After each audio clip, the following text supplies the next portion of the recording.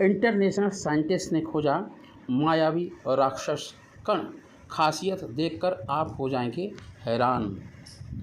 वैज्ञानिकों ने एक ऐसे मायावी राक्षस कण की खोज की है जो अद्भुत है, इनक्रेडिबल है, अविश्वसनीय है। ये कण अन्य कणों की तरह बिल्कुल भी नहीं है।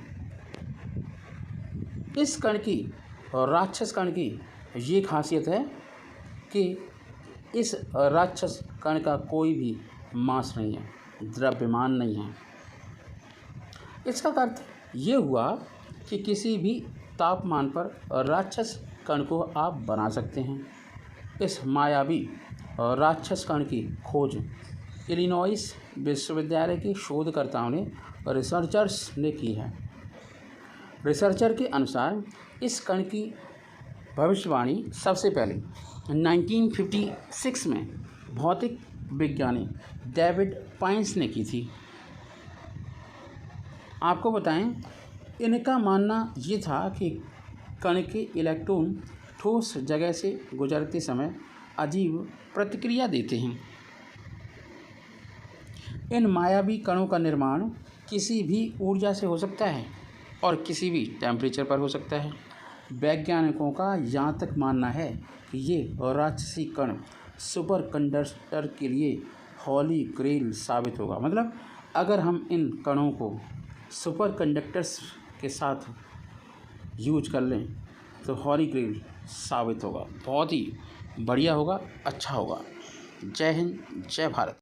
किस तरह भारत में मना था पहला स्वतंत्रता दिवस, क्या आप जानते हैं? इस वीडियो के माध्यम से मैं आपको थोड़ा सा बताने वाला हूँ। 15 अगस्त 1947 को British governor general Lord Mountbatten ने भी तिरंगे को सलामी दी थी। यह आपको सुनकर और देखकर आश्चर्य होगा। 1947 में स्वतंत्रता दिवस का जश्न मनाने लोग नई दिल्ली में रायसीना हिल पर इकट्ठा हुए थे और भारत के पहले स्वतंत्रता दिवस पर लहराते भारतीय राष्ट्रीय ध्वज की एक तस्वीर, तिरंगा की एक तस्वीर काफ़ी लोगों को रोमांच से भर दिया था। 15 अगस्त 1947 को लाल किले से पीएम जवाहरलाल नेहरू ने पहला ऐतिहासिक भाषण भी दिया था और लोग मंत्रमुग्ध हो गए थे। पहले जश्न के बीच दिल्ली के नॉर्थ और साउथ ब्लॉक में गौरवान्वित भारतीयों की भीड़ उमड़ी। इस भीड़ ने काफ़ी देर तक चांद तिरंगा के दीदार किया। पीएम जवाहरलाल नेहरू देश को संबोधित कर रहे थे और लोग तालियां की गड़गड़ाहट से उनका स्वागत कर रहे थे। जब लाल किले पर तिरंगा लहराया गया तो उस पल में लोगों ने अपने आप को गौरवान्वित महसूस किया और लोगों में खुशी की लहर दौड़ गई। काफ़ी समय तक तिरंगा देखकर भी लोग नहीं जा रहे थे, तब भीड़ को हटाया गया था। और आपको बताएं कि हालांकि इन ऐतिहासिक फ़ोटोज़ को मैं भी देखता हूं तो मैं भावुक होता हूं और रोंगटे खड़े हो जाते हैं। जय हिंद, जय भारत। आने वाले दिनों में चीन की हेकड़ी निकलने वाली है। बात ये है कि बस अब फूटने वाला है चीन के इकोनॉमिक बूम का बुलबुला। लोग जानते हैं, सब जानते हैं, हम भी जानते हैं कि चाइना आज वर्ल्ड की सेकंड इकोनॉमी है। लेकिन जब उसकी इकोनॉमी भरभराएगी तो आप समझ सकते हैं ठोस इकोनॉमी नहीं है। जिस तरीके से रसिया की इकोनॉमी है, यूएस की इकोनॉमी है, जर्मनी की है, तो बर्बाद नहीं होगी, ऐसा नहीं है। जिनपिंग करने लगे लोगों से अपील कि सब्र रखो भाई, सब्र रखो, आने वाला टाइम बढ़िया होगा। लेकिन ऐसा कैसे हो सकता है? कोई जादू तो है नहीं कि इकोनॉमी चाइना की बढ़िया हो जाए। चीन की हालत इस समय बेहद ही खस्ता हो चुकी है। कहते नहीं खस्ता हाल जी रहे हम। और इसके बीच ही चीनी राष्ट्रपति शी जिनपिंग ने धैर्य रखने की भी अपील कर डाली। अब क्या होगा? चीनियों का जो चीनी अपने प्रोडक्ट के माध्यम से भारत को आंखें दिखा रहे थे। चीनी राष्ट्रपति शी जिनपिंग ने धैर्य भरी बातों के लिए लोगों को पोलराइज करने की कोशिश की है। उनकी एक नई स्पीच को जारी भी किया गया है। चाइना बड़ा चालाक है, अगर अपने लोगों को, जनता को कुछ बताना हो तो पटाता बहुत अच्छे से हैं, और जिसमें उन्होंने पश्चिमी देशों की भी जमकर आलोचना की है और बताया है कि हम क्या हैं, दोस्त जर्मनी में तो नीचे जा रहा है। तो इस टाइप की बातें उसने करने की कोशिश की है। चीन इस समय गहरे कर्ज संकट में गिर चुका है। देश के अंदर हालात अच्छे नहीं हैं, बिल्कुल भी ठीक नहीं है, और माना तो ये जा रहा है कि अर्थव्यवस्था जो चीन की होती है, तेज़ी से आगे बढ़ रही थी, अब उसका बुलबुला फूटने को है। रीज़न ये है कि चीन की अर्थव्यवस्था के आंकड़े चाइना के देश से बाहर नहीं आते, लेकिन कुछ रिपोर्ट्स के अनुसार ये अनुमान लगाया जा रहा है कि चीन की अर्थव्यवस्था बेहद ही मुश्किल दौर से गुजर रही है। देश की कम्युनिस्ट पार्टी आर्थिक मंदी को ख़त्म करने की कोशिशों में लगी हुई है। इस बीच चीनी राष्ट्रपति शी जिनपिंग ने देशवासियों से धैर्य की अपील कर डाली है। साथ ही उन्होंने पूंजीवादी पश्चिमी देशों की कड़ी आलोचना की है। जिनपिंग का एक भाषण सरकार की तरफ से जारी किया गया है, जिसमें कई अहम बातें कही गई हैं। फरवरी में दिया था भाषण, क्या है उस भाषण का अंश, क्या बताना चाहते हैं शी जिनपिंग। शी जिनपिंग का भाषण पार्टी की क्यूशी मैगजीन में जारी किया गया है।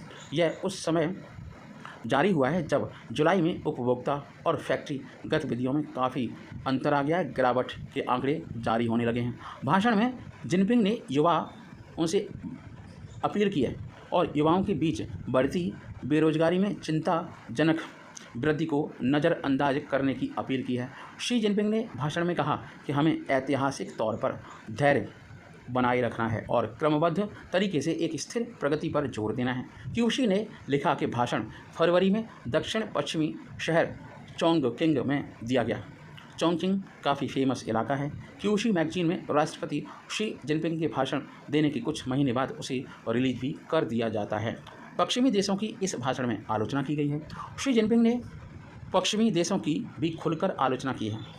उन्होंने ये भी कहा है कि पश्चिमी देश अपने भौतिकवाद और आध्यात्मिक गरीबी के कारण हमेशा परेशानी में रहे हैं। शी के शब्दों में पश्चिमी शैली का आधुनिकीकरण अधिकांश लोगों के हितों की सेवा करने के बजाय पूंजीगत हितों को बढ़ावा और उन्हें बढ़ाने के लिए और उन्हें फ़ायदा पहुंचाना। जिनपिंग के भाषण में एक मजबूत समाजवादी विचारधारा के बारे में भी ज्ञान दिया गया है। इसमें यह भी कहा गया है कि थोड़े समय के फ़ायदे की बजाय चीन की आबादी के लिए शिक्षा, एजुकेशन, स्वास्थ्य, हेल्थ और फूड सप्लाई जैसे लक्ष्यों पर जोर देना चाहिए, लग्जरी पर नहीं। साल 2013 में सत्ता में आने के बाद शी जिनपिंग ने अर्थशास्त्र और समाज में कम्युनिस्ट पार्टी के नेतृत्व को बहाल करने का लक्ष्य रखा है। साथ ही डेटा सिक्योरिटी के जरिए बिजनेस को नियंत्रित करते आए हैं। मतलब कोई भी इन्फॉर्मेशन बाहर नहीं जाती, सरकार के खिलाफ बोलता है उसे बर्बाद कर दिया जाता है। चीन के खस्ता हाल होने के कई कारण हो सकते हैं। जून में ख़त्म हुई तिमाही के दौरान आर्थिक वृद्धि की दर पिछली तिमाही की तुलना में घटकर 0.8% रह गई है। इस साल के अंत में देश की आर्थिक वृद्धि दर है 3.1% ही रहने का अनुमान लगाया जा रहा है। यह पिछले कई सालों में चीन की सबसे सुस्त आर्थिक रफ्तार होगी। वहीं जून में एक ही सर्वे से पता चला है कि साल 16 से 24 वर्ष की आयु के शहरी श्रमिकों के बीच बेरोजगारी की जो दर है 21.3% फीसदी के उच्चतम स्तर पर पहुंच चुकी है। इसके बाद सांख्यिकी ब्यूरो ने घोषणा की कि वह इस डेटा पर अपडेट को स्थायी रूप से निलंबित कर रहा है। उसका ये कहना है कि वह मानदंडों को फिर से परिभाषित करने के लिए काम कर रहा है। जय हिंद। भारत ने दिया ऐसा गिफ्ट कि खुश हो गया दोस्त श्रीलंका। मदद के लिए मोदी सरकार को दिया बहुत बहुत धन्यवाद। आपको इस वीडियो सेशन में बड़ी इम्पोर्टेंट जानकारी देना चाहता हूँ। भारत ने श्रीलंका को समुद्री इलाके की निगरानी के लिए नया डॉर्नियर विमान दिया है। यह पुराने विमान की जगह लेगा जिसे भारत सरकार ने 1 साल पहले श्रीलंका को दिया था, free of cost, no charge. Sri Lanka ने इसके लिए भारत को काफ़ी धन्यवाद दिया और आभार व्यक्त किया। भारत ने श्रीलंका को अरबों डॉलर की मदद भी की है। आपको बताएं डिटेल में कि श्रीलंका ने समुद्री और तटीय निगरानी अभियानों के माध्यम से द्वीप राष्ट्र के हवाई क्षेत्र और उसके विशेष आर्थिक क्षेत्र सहित समुद्र की रक्षा करने में मदद करने के लिए भारत को धन्यवाद दिया है।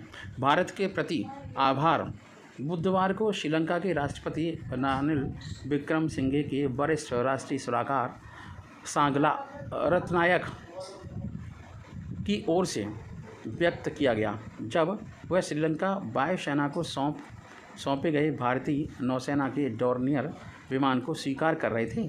भारत ने यह विमान ऐसे समय पर दिया है जब चीन श्रीलंका में अपना प्रभाव बढ़ा रहा है। मतलब भारत को भी चाइना के साथ जुड़े रहना चाहिए, जो भारतीय हितों के लिए काफ़ी पॉजिटिव है। डॉर्नियर 228 समुद्री निगरानी विमान उस विमान का स्थान लेगा जो 1 साल पहले भारत सरकार द्वारा द्वीप राष्ट्र को सौंपा गया था।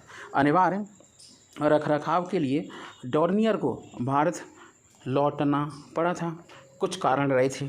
जनवरी 2018 में नई दिल्ली में भारत और श्रीलंका के बीच समुद्री निगरानी विमानों के संभावित अधिग्रहण पर द्विपक्षीय सुरक्षा चर्चा के दौरान श्रीलंका के अनुरोध के बाद 2 साल की अवधि के लिए भारतीय नौसेना के बेड़े का हिस्सा डॉर्नियर को श्रीलंका को सौंप दिया था free of cost. Bharat Sri Lanka के रिश्ते मजबूत होने की पूरी आशा है इस टाइप की चीज़ों के आदान प्रदान से। रत्नायका ने भारत के सहयोग की सराहना की, खासकर उस दौरान जब श्रीलंका पिछले साल वित्तीय संकट से गुजर रहा था, और कहा कि भारत ने कर्तव्य की। उन्होंने इस बात पर भी जोर दिया कि दोनों पड़ोसियों श्रीलंका और भारत को एक दूसरे की सुरक्षा सुनिश्चित करने के लिए मिलकर काम करना होगा। श्रीलंका में भारतीय उच्चायुक्त गोपाल बागले ने कहा कि भारत प्रधानमंत्री नरेंद्र मोदी के लिए क्षेत्र में सभी के लिए सुरक्षा और विकास के दृष्टिकोण से प्रतिबिंब के रूप में श्रीलंका के रक्षा बलों की क्षमता निर्माण और निरंतर विकास के लिए प्रतिबद्ध है। मतलब भारत के आसपास सभी सुरक्षा और विकास डेवलपमेंट भी होने चाहिए, और भारत का यही दृष्टिकोण ही श्रीलंका के रक्षा बलों को इम्प्रूव कराना, क्षमता का निर्माण करना और कंटिन्यूस डेवलपमेंट करना ही भारत की प्रतिबद्धता है। भारत के लिए अच्छी बात है। उन्होंने ये भी कहा कि भविष्य में भारतीय सहायता से श्रीलंका द्वारा अतिरिक्त डॉर्नियर विमान मांगने से यह जुड़ाव और मजबूत हो चुका है। बागले ने इस बात पर जोर दिया कि पिछले साल तैनात भारतीय नौसेना डॉर्नियर ने श्रीलंका में समुद्री टोही और SAR मिशनों में महत्वपूर्ण योगदान दिया। भारत चीन जाल में फंसे श्रीलंका को अरबों डॉलर की आर्थिक मदद भी दे चुका है, जिससे श्रीलंका अच्छे से डेवलपमेंट करे, और ये भारत के लिए काफ़ी पॉजिटिव बात भी है। श्रीलंका से जुड़ा रहे। जय हिंद, जय। रूस के लूना 25 ने कक्षा से भेजी चंद्रमा की पहली तस्वीर। चांद पर एक बहुत बड़ा रहस्यमयी गड्ढा देखने में आया है जब इस तस्वीर को एनालाइज किया गया। हम जानते हैं कि लूना 25 चांद पर रवाना किए गए रूस के द्वारा महत्वाकांक्षी लूनर मिशन है। लूना 25 ने चंद्रमा की कक्षा में दाखिल होने के बाद इसके सतह की पहली फ़ोटो भेजी है। उस फ़ोटो में काफ़ी अच्छी जानकारी मिल रही है, और रूस की अंतरिक्ष एजेंसी रोस्कोमोस ने गुरुवार को इस फ़ोटो को आधिकारिक टेलीग्राम चैनल पर शेयर किया है। आधिकारिक टेलीग्राम पर शेयर करने का तात्पर्य यही है कि पूरी दुनिया को बताना चाहते हैं। रूस के लूनर मिशन लूना 25 पर दुनिया भर की नज़रें गड़ी हुई हैं। भारत के चंद्रयान 3 के करीब 1 महीने बाद रवाना हुआ लूना चंद्रमा की कक्षा में दाखिल हो चुका है। लूना 25 ने चंद्रमा की पहली तस्वीर कक्षा में दाखिल होने के बाद भेजी है। पृथ्वी पर रूस की अंतरिक्ष एजेंसी रोस्कोमोस ने इस तस्वीर को अपनी टेलीग्राम चैनल पर एक पोस्ट के साथ शेयर किया और लोगों की प्रतिक्रियाओं का विचार किया। एजेंसी ने बताया कि करीब 5 दिनों तक लूना 25 चंद्रमा की कक्षा में चक्कर लगाएगा, फिर 21 अगस्त को चंद्रमा के दक्षिणी ध्रुव पर सॉफ्ट लैंडिंग करने के लिए अपना रास्ता बदलेगा। 2 दिन बाद यानी 23 अगस्त को वहीं भारत का चंद्रयान 3 दक्षिणी ध्रुव पर सॉफ्ट लैंडिंग करने का प्रयास करेगा। जीवन की अगर हम देखें, ये बहुत ही खुशखबरी वाली तस्वीर है। जीमान की पहली विस्तृत तस्वीर का क्या कारण है, और रॉसकोमोस ने 17 अगस्त को शेयर की पहली तस्वीर के बारे में बताया कि लूना 25 के लैंडर ने चंद्रमा की सतह से पहली डिटेल फ़ोटो खींची है, जिसमें सब कुछ सरफेस का अच्छे से दिख रहा है। और रॉसकोमोस के अधिकारियों ने पोस्ट लिखा जिसमें बताया गया कि तस्वीर चंद्रमा के दक्षिणी ध्रुव क्रेटर जीमन की है। मतलब दक्षिणी ध्रुव क्रेटर का नाम लिखा गया है, उसका नाम है जीमन। ये गड्ढा है। अगर आपसे कोई पूछता है कि जीमन क्या है, what is Zeeman, then you can see that is a crater on moon near the दक्षिणी ध्रुव साउथ पोल। 75 डिग्री दक्षिण अक्षांश और 135 डिग्री पश्चिम देशांतर पर है। सोवियत संघ के पतन के बाद करीब 50 सालों में रूस का पहला चंद्रमा मिशन है और इसे एक मील का पत्थर माना जा रहा है। इससे पहले 13 अगस्त को भी लूना 25 ने कुछ तस्वीरें पृथ्वी पर भेजी थीं। इन तस्वीरों में एक तरफ पृथ्वी और दूसरी तरफ चांद दिख रहा था। साथ ही मिशन का प्रतीक और ऑनबोर्ड मैनिपुलेटर भी नज़र आ रहा था। और आपको बताएं, ये जीमान क्या है या जीमन क्या है। जीमन चंद्रमा के प्रभाव की वजह से बना एक गड्ढा है, गहरा गड्ढा है, जो चंद्रमा के दक्षिणी ध्रुव के पास स्थित है। यह पृथ्वी से नज़र बिल्कुल नहीं आता।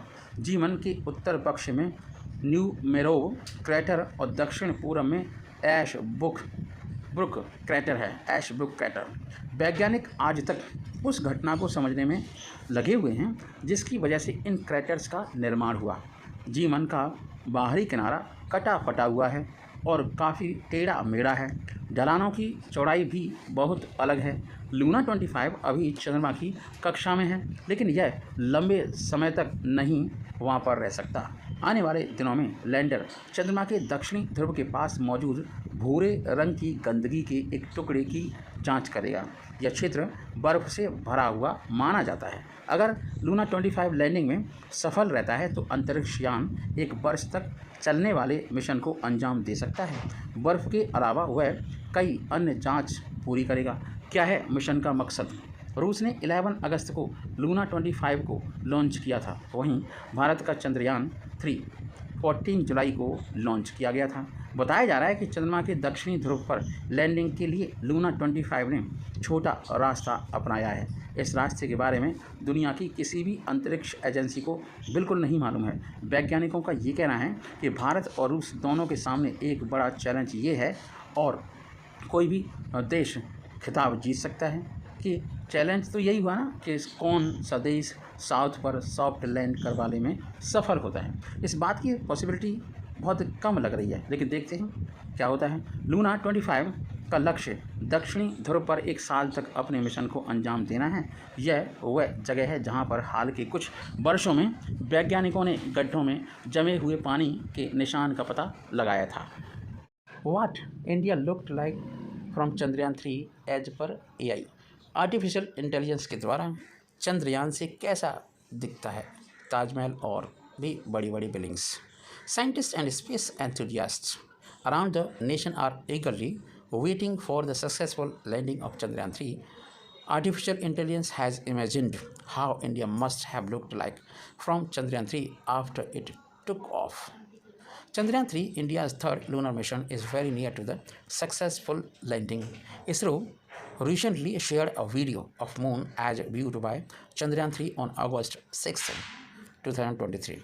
After successfully performing the orbit reduction maneuver on August 6, 2023, it is inching towards the moon, moving toward the moon. According to ISRO, Chandrayaan 3 is expected to land on the lunar surface on August 23, and in Setu mission will be conducted for 1 lunar day or 14 days. If Chandrayaan 3 successfully lands on the moon's surface, India will become only the 4th country to do so and the first country to perform a soft landing near the South Pole. Thank you so much. Have a nice day. जय हिंद, जय भारत। नमस्कार दोस्तों, जय हिंद, जय भारत। कैसे हैं आप सब लोग? आशा करता हूं कि आप सब लोग बहुत अच्छे होंगे और आप अपनी पढ़ाई बड़े ऊंचे भाव से कर रहे होंगे। ऊंचे भाव का मतलब है मन से पढ़ रहे होंगे। जैसा कि आप जानते हैं, आप सबका मैं पहले स्वागत करता हूं आपकी अपने चैनल न्यू क्वांटम क्लासेस पर। आज मैं आपको बहुत ही इम्पोर्टेंट जानकारी दे रहा हूं इस वीडियो के माध्यम से, और इस वीडियो में इज़राइल और सऊदी अरब से रिलेटिव एक जानकारी है, उसे मैं साझा करता हूं। चलिए शुरू करते हैं वीडियो। सऊदी अरब जिस डर के कारण तमाम दबाव के बावजूद नहीं ले पा रहा कोई भी फैसला कि वो इज़राइल के साथ क्या करे, क्योंकि सऊदी अरब उन देशों में से एक है जो मुस्लिम देश हैं, और 1 अरब 90 करोड़ की आबादी वाली मुस्लिमों की संख्या इतनी ज़्यादा है कि सऊदी अरब के पर कच्चे उड़ जाएंगे अगर इज़राइल के साथ कुछ ऐसा किया कि जिससे मुस्लिम लोगों की भावना को ठेस पहुंची। तो कुछ भी हो सकता है दोस्तों, और सऊदी अरब अपने आप को बचा नहीं पाएगा, क्योंकि आप जानते ही होंगे कि इज़राइल और कुछ मुस्लिम देशों का जो कॉन्फ्लिक्ट है आज का नहीं है, नया नहीं है। डेली कुछ ना कुछ मिसाइल अटैक होते हैं। ऐसा नहीं कि चाकूबाजी से काम चल रहा है, मिसाइल अटैक्स होते हैं। तो चलिए दोस्तों शुरू करते हैं। बीते कुछ सालों में इज़राइल और अरब देशों के बीच रिश्ते धीरे धीरे पटरी पर लौटने शुरू हो गए हैं। संयुक्त अरब अमीरात यूएई, संयुक्त अरब अमीरात यूएई, बहरीन, सूडान और मोरक्को ने इज़राइल के साथ अपने औपचारिक संबंधों की शुरुआत भी कर दी है। लेकिन मुस्लिम देशों के अगुवा माने जाने वाले है ना सऊदी अरब पर अब भी रिश्तों को सामान्य करने के लिए काफ़ी सारा दबाव भी है, और वो हिचकिचाहट दिखा रहा है, मतलब हेजिटेशन दिखा रहा है कि क्या करूं, इजराइल के साथ जाऊं या नहीं जाता हूं। अगर जाता हूं तो जो वर्ल्ड का मुस्लिम लीडर का चहेता है, लीडर है ना, तो फिर क्या होगा उस लीडरशिप का, क्योंकि कुछ भी हो सकता है। तो इसका मतलब ये हुआ कि सऊदी अरब न तो इधर का है न उधर का है। अब क्या करें, चलिए बताते हैं आपको कि अमेरिका की अगुवाई में सऊदी अरब और इज़राइल के बीच शांति समझौते जो होने हैं उनकी अटकलें ज़रूर लगाई जा रही हैं कि समझौता हो सकता है। लेकिन सऊदी अरब ने बीते सप्ताह फ़लस्तीन में नाइफ अल सदौरी को अपना राजदूत नियुक्त करके ये साफ कर दिया है कि फ़िलहाल वो इज़राइल के साथ रिश्ते आगे बढ़ाने पर जल्दबाजी करने के मूड में बिल्कुल नहीं है। इज़राइल और फ़लस्तीन के बीच विवाद में अब तक सऊदी अरब खुलकर फ़लस्तीन का समर्थन करता आया है। सऊदी अरब और इज़राइल के बीच राजनयिक संबंध नहीं है, लेकिन बैकडोर डिप्लोमेसी का खेल खेला जा रहा है। दोनों मुल्कों के बीच रिश्तों को लेकर चर्चा वॉल स्ट्रीट जर्नल की एक रिपोर्ट के बाद से है ना जो प्रकाशित हुई उससे तेज़ हुई है। इस रिपोर्ट में ये दावा किया गया था कि अमेरिका ने सऊदी अरब के साथ उस समझौते की रूपरेखा तैयार कर ली है जिसके जरिए इज़राइल और सऊदी के रिश्तों को सामान्य किया जा सकता है। रिपोर्ट में कुछ अमेरिकी अधिकारियों के हवाले से ये आशा जताई गई है कि अगले 9 से 12 महीने के अंदर मध्य पूर्व क्षेत्र में इस युग का सबसे अहम शांति समझौते पर बात बन सकती है। ये भी दावा किया जा रहा है कि सऊदी अरब के क्राउन प्रिंस मोहम्मद बिन सलमान MBS ने अमेरिकी अधिकारियों को ये भरोसा दिलाया है कि वो समझौते पर पहुंचने की कोशिश को लेकर गंभीर हैं। हालांकि अगर हम खबरें देखें, खबरें ये भी आई हैं कि दूसरी तरफ MBS ने अपने करीबियों से कथित तौर पर कहा है कि वो इज़राइल के साथ राजनयिक संबंध स्थापित करने के लिए तैयार नहीं है। अब ये दो बातें करना क्या इंगित करता है, क्या दर्शाता है? जानकारी सऊदी अरब के इस अस्पष्ट रुख के पीछे कई कारण भी हो सकते हैं। ऐसा माना जा रहा है कि अब तक फ़लस्तीन के मुद्दे को ज़ोर शोर से उठा रहे सऊदी अरब को इज़राइल के साथ समझौता करने से घरेलू स्तर पर भारी बगावत झेलनी पड़ सकती है। समझ गए ना जो मैंने वीडियो के स्टार्टिंग में बोला था।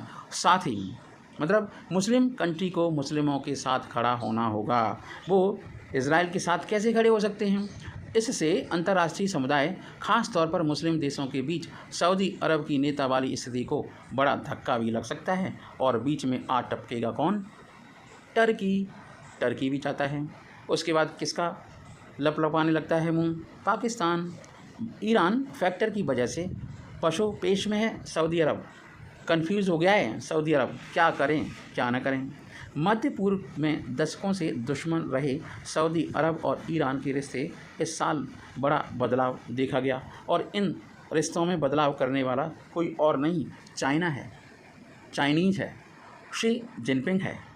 मार्च महीने में सऊदी अरब और ईरान के बीच अधिकारियों के बीच चीन में चली 4 दिन की बातचीत के बाद दोनों ने कूटनीतिक रिश्ते बहाल करने की अप्रत्याशित घोषणा भी कर दी।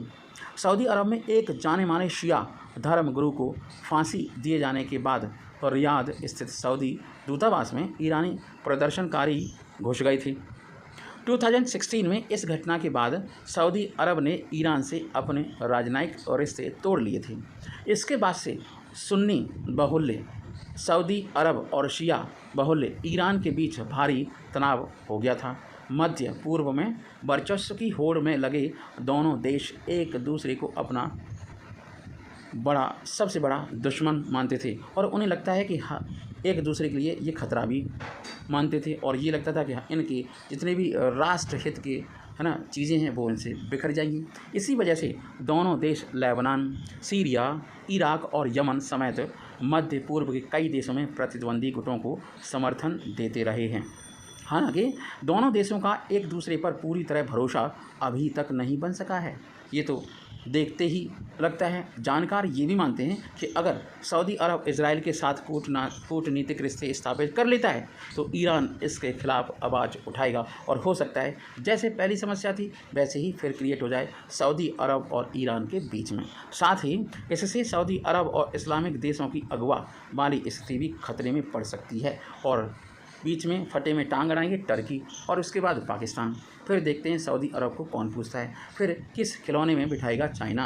अब चाइना का क्या रोल रहेगा देखते हैं फ्यूचर में रिपोर्ट आने के बाद, वो भी तब जब ईरान और दूसरे बड़े इस्लामिक देश मुस्लिम देशों की अगुवाई करने की इच्छा जाहिर कर चुके हैं। ये तो आप जानते ही होंगे। दिल्ली के JNU विश्वविद्यालय में विश्व एशिया मामलों के अध्यापक प्रोफेसर AK पातशाह कहते हैं कि ईरान के सहयोगी हिजबुल्लाह, हमास और हुती भी अपनी नाराज़गी जता सकते हैं। इसमें ईरान का पलड़ा भारी हो सकता है क्योंकि फ़लस्तीन का मुद्दा इस्लामिक देशों के बीच भावनात्मक मुद्दा है। जिस तरीके से कश्मीर का मुद्दा पाकिस्तान के लिए बड़ा प्यारा और रोने धोने वाला मुद्दा है। पता नहीं पाकिस्तान के कुछ लोग सुबह जगें और देखें कि POK तो भारत में मिल गया, ऐसा भी हो सकता है। 2-3 दिन की कहानी है, हो जाएगा। देखते हैं। ये भी हो सकता है कि ईरान से जो रिश्ते सुधर रहे हैं उसमें फिर से नाराज़गी बढ़ जाए। इसके लिए सऊदी अरब जॉर्डन में अपने मौजूदा राजनयिक को भी फ़लस्तीन के राजनयिक के तौर पर अतिरिक्त जिम्मेदारी सौंप सकता है और सौंप दी। कोई नया राजनयिक नियुक्त नहीं किया है। AK पातशाह का ये भी कहना है कि जब से बाइडेन राष्ट्रपति बने हैं तब से मानव अधिकार सहित कई अन्य मुद्दों को लेकर सऊदी अरब के क्राउन प्रिंस मोहम्मद बिन सलमान के साथ उनके रिश्ते अच्छे नहीं रहे हैं। प्रोफेसर पातशाह ये भी कहते हैं कि ऐसे में MBS की इच्छा है कि अमेरिका उनकी सत्ता को सपोर्ट करे और वो अमेरिका के साथ डिफेंस ट्रीटी करना चाहते हैं। दूसरा ये भी है कि चीन के दखल से ईरान के साथ सऊदी अरब के कूटनीतिक रिश्ते सुधरे हैं, लेकिन फिर भी सऊदी अरब ईरान को अपने लिए सैन्य और वैचारिक स्तर पर अपने लिए खतरा तो अभी भी मानता है। इसलिए सऊदी अरब चाहता है कि अमेरिका उसे अच्छे और आधुनिक हथियार दे दे। सऊदी अरब ये भी चाहता है कि ईरान के न्यूक्लियर रिएक्टर के जवाब में उसे सिविल न्यूक्लियर रिएक्टर सऊदी ने यही 3 मांगें हैं अमेरिका के सामने रखी हैं और इन मांगों को अमेरिका जल्दी से जल्दी पूरा करने वाला है। लेकिन इन तीनों समझौतों की हकीकत अगर हम देखें तो वही है कि अमेरिकी कांग्रेस में इजरायली लॉबी का मानना है ना, उन्हें मनाना, उन्हें सपोर्ट में करना और कन्वेंस करना काफ़ी चैलेंजिंग है। और आपको बता दें धार्मिक जो देश हैं, इस्लामिक धार्मिक देश हैं या इस्लामिक देशों के बीच धार्मिक पहचान है सऊदी अरब की, वो शायद नुकसान में हो सकती है, वो शायद खतरे में खट्टी हो सकती है। सऊदी अरब के पास मुसलमानों के 2 सबसे पवित्र स्थल मक्का और मदीना हैं, लिहाजा यह खुद को मुस्लिम दुनिया के नेता के रूप में देखता है।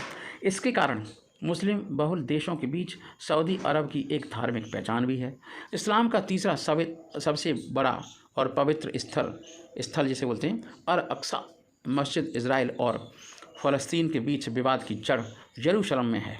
यहूदियों के लिए भी ये सबसे पवित्र जगह मानी जाती है। सऊदी अरब कहता आया है कि जब तक फ़लस्तीन 1967 की सीमा के तहत एक स्वतंत्र मुल्क नहीं बन जाता तब तक इजराइल से औपचारिक रिश्ता कायम नहीं हो सकता। सऊदी अरब की तरफ से सऊदी अरब पूर्वी यरूशलेम को फ़लस्तीन की राजधानी बनाने की भी मांग करता आया है। अरब दुनिया की और इजराइल के बीच की शत्रुता आज की नहीं है, 1967 में 6 दिनों के भीषण युद्ध के बाद और बढ़ गई है। इस युद्ध में इजराइल की जीत हुई थी और अरब देशों को एकजुट होकर भी हार का सामना करना पड़ा था, क्योंकि इजराइल के पास टेक्नोलॉजी है। इन्होंने क्या घुइयाँ छीली हैं। इजराइल अपनी तरफ से ये आश्वासन देता रहा है कि शांति बहाली की राह में फ़लस्तीन अड़चन नहीं होगा, लेकिन विश्लेषकों की नज़र में अल अक्सा पर इजराइल का रुख सामने होने के बावजूद अगर सऊदी अरब उसके शांति का समझौता करता है तो इससे इस्लामिक देशों के बीच उसकी छवि खराब होने का अंदेशा है। Indian council of world affair के फेलो और मध्य पूर्व मामलों के जानकार फज्जुर रहमान सिद्दीकी कहते हैं कि सऊदी अरब की एक धार्मिक पहचान है। मुसलमानों के 3 में से 2 पवित्र स्थल सऊदी अरब में हैं और वो उनके कस्टोडियन हैं, मतलब मालिक हैं। सऊदी अरब ने इतने सालों में फ़लस्तीन के मुद्दे को मुस्लिम वर्ल्ड का साझा मुद्दा बनाने में चैंपियन की भूमिका निभाई है। इसे इस्लामिक मुद्दा बताया गया है। इसकी वजह से ये भी है कि वहाँ यरूशलेम पर मुसलमानों की तीसरा सबसे पवित्र धार्मिक अल अक्सा भी है। अब यही तो अल अक्सा ही तो है मुद्दा इस विवाद का। सिद्दीकी ये भी कहते हैं कि सऊदी अरब से इस्लामिक भावनाएं जुड़ी हैं। हर साल दुनिया भर से 25 से 30 लाख लोग मक्का मदीना जाते हैं। इसलिए सऊदी अरब के लिए ये फैसला इजराइल से रिश्ते सामान्य करना सबसे मुश्किल साबित होने वाला है। उसे दुनिया भर के मुसलमानों का विरोध झेलना पड़ सकता है और हो सकता है सर्तन से जुदा हो जाए, आगजनी हो जाए, तोड़ फोड़ हो जाए और स्पेशल एक्टिविटी पत्थर चल जाएं। पत्थरबाजी में तो आप जानते ही हो नंबर 1 है। फ्रांस देख लो, नू देख लो, और भी भारत के कुछ हिस्से। वो कहते हैं पहला तो मुस्लिम वर्ल्ड में सऊदी अरब का जो स्थान है उसे बहुत बड़ा धक्का लगेगा, उसकी धार्मिक पहचान को बहुत नुकसान पहुंचेगा।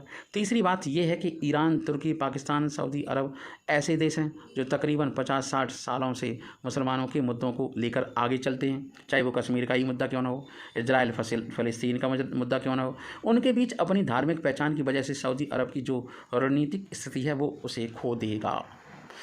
एक ही पातशाह की राय भी कुछ इसी से मिलती जुलती है। उनका ये भी कहना है कि सऊदी अरब इजराइल के साथ रिश्तों पर कोई ठोस फैसला इसलिए नहीं ले पा रहा है क्योंकि उसे चिंता है कि अगर इजराइल को मान्यता दे दी तो इस्लामिक देशों के संगठन OIC जैसे अन्य गुटों के बीच उसकी पोजीशन क्या होगी। उससे क्वेश्चनिंग की जाएगी तो वो क्या जवाब देगा। वो ये भी नहीं जानता कि पाकिस्तान, अफ़गानिस्तान या फिर इंडोनेशिया, तुर्की इस पर क्या प्रतिक्रिया देंगे, क्या भयानक स्थिति बनेगी। फज्जुर सिद्दीकी कहते हैं कि इजराइल के साथ रिश्ते बनाने का साफ अर्थ है कि आपने फ़लस्तीन मुद्दे को पूरी तरीके से छोड़ दिया है। वो कहते हैं कि ये सारे तथ्य सऊदी अरब को इजराइल के साथ रिश्तों को आगे बढ़ाने से रोक रहे हैं।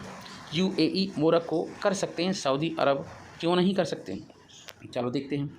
सऊदी अरब के क्राउन प्रिंस मोहम्मद बिन सलमान और MBS काफ़ी कोशिश कर रहे हैं। साल 1979 की बात है। इस साल में मिस्र ने इजराइल के साथ शांति समझौता किया था। ये समझौता वाइट हाउस में तत्कालीन अमेरिकी राष्ट्रपति जिमी कार्टर के सामने हुआ था। इसके कई बरस बाद 1994 में जॉर्डन ने इजराइल के साथ पीस डील कर डाली, लेकिन फिर साल 2020 में एक लहर आई और बहरीन, UAE, मोरक्को, सूडान जैसे मुस्लिम बहुल देशों ने इजराइल के साथ रिश्ते नॉर्मलाइज कर लिए और अब्राहम अकॉर्ड पर हस्ताक्षर कर डाले। मतलब एक डॉक्यूमेंट है जिसमें इजराइल को मान्यता देने से संबंधित हस्ताक्षर किए गए। इसके बाद UAE और बहरीन ने इजराइल के साथ राजनयिक रिश्ते भी कायम कर लिए थे। लेकिन सऊदी अरब के लिए ये समझौता इतना मुश्किल क्यों है और ये इतना आसान भी नहीं है। इस पर सऊदी अरब में भारत के राजनयिक रह चुके तलमीज़ अहमद कहते हैं इजराइल से रिश्ते बनाने वाले सिर्फ 4 अरब देश हैं। सूडान खुद गृह युद्ध चल रहा है उसकी गिनती ही नहीं है। जहाँ तक मोरक्को का सवाल है तो उसने सिर्फ दोनों देशों के बीच उड़ानें शुरू की हैं, लेकिन अपना राजनयिक अभी भी नहीं भेजा है। सिर्फ यूएई ऐसा देश है जिसने थोड़ी पहल दिखाई है, और इज़राइल के रिश्ते बनाने में यूएई बहुत बड़ा और बहुत छोटा देश है, और इसकी रणनीतिक अहमियत नहीं है। वो कहते हैं कि सऊदी अरब के रास्ते में कई मुश्किलें हैं, जिनमें सबसे पहला तो करीब 20 साल पहले हुआ अरब पीस इनिशिएटिव समझौता है। इस समझौते की पहल सऊदी अरब ने की थी और इसे अरब देशों ने स्वीकार भी कर लिया था। इसका मकसद था कि 1967 के बाद इज़राइल ने जितने अरब क्षेत्रों पर कब्जा कर लिया था वो वहाँ से पीछे हटे, साथ ही फ़लस्तीन को एक राष्ट्र के तौर पर मान्यता भी दे, जिसकी राजधानी पूर्वी यरूशलेम होगी। और तलमीज़ अहमद कहते हैं कि इज़राइल की ओर से भी एक फ़लस्तीन पर कोई डील पेश करनी चाहिए, बल्कि इज़राइल की मौजूदा सरकार में तो जुल्म और बढ़ चुका है। ऐसे माहौल में खुद को अरब वर्ल्ड और इस्लामिक लीडर समझने वाले सऊदी अरब के लिए आगे बढ़ना काफ़ी मुश्किल है। द यरूशलेम पोस्ट के एक ओपिनियन आर्टिकल में भी इस सवाल का जवाब मिलता है, और इस लेख के अनुसार हम आपको ये जानकारी देते हैं कि ये जानकारी पूर्णतः इस लेख के लेखक की है। उन्हीं के